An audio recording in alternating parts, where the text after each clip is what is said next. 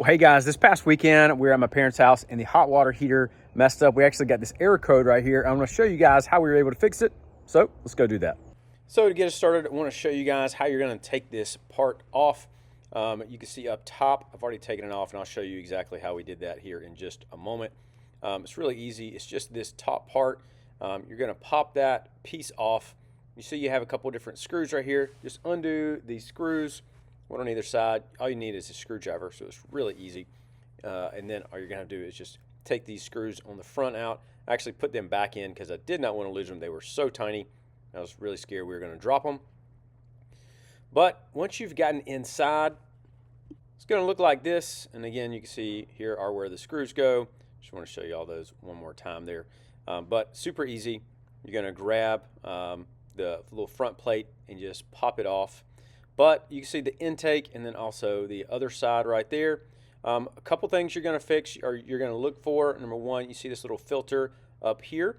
Really easy. You're just going to pull that out.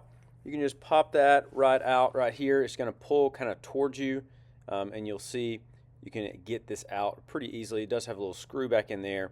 Since I am holding this, I didn't want to kind of do that. But show you guys that you can pull this out, and if there's stuff in that little trap, that's something you're going to need to make sure you clean. And for our situation, there wasn't anything in there, so then we went to the top rack. You can see this is the thing just on the very top right here. It has a few different screws. You can see these 4 different screws right here.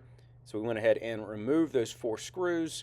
Again, pretty easy, but it does take just a few moments to try to get all of these screws out.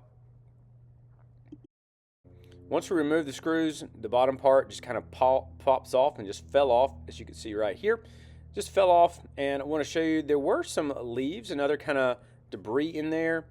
So it did have a few different things. There was also a little bit of water in the tube itself, so you can see that. But all we did with this was just kind of wash it off and wipe it off. Make sure you just get all this stuff out.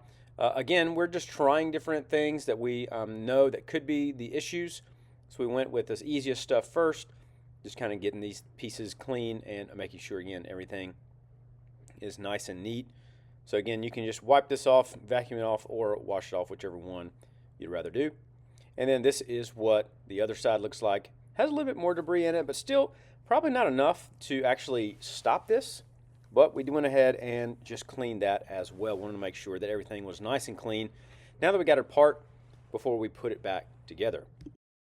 And this was at my parents' house, so my dad was helping me with this. So he wanted to make sure everything was nice and clean so we wouldn't have this issue again. Went ahead and wiped everything down really nice and make sure, again, everything is brand new and just how it was supposed to be. So once you've done that, you can wipe everything down, and then you're just going to put all of these screws right back in. And we went ahead and put the last screw in right here and put it all back together. You can see right here, went ahead and started it up. Start it back on, and now we have a green screen. It is ready to go.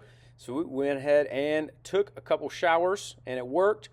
But in the morning, we got the same thing again, and what we did this time is went to the bottom down here, and we went to the exhaust filter.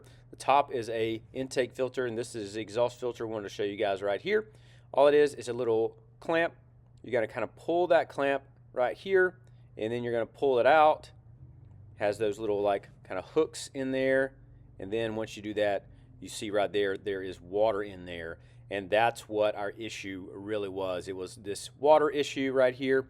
So for yours, it could be any of those other filters or those other things, or it could be this water issue down here. And what's probably happening for ours is water is somehow getting in when it rains, or somehow getting in right off the roof here onto our hot water heater, and that's what's causing the issue.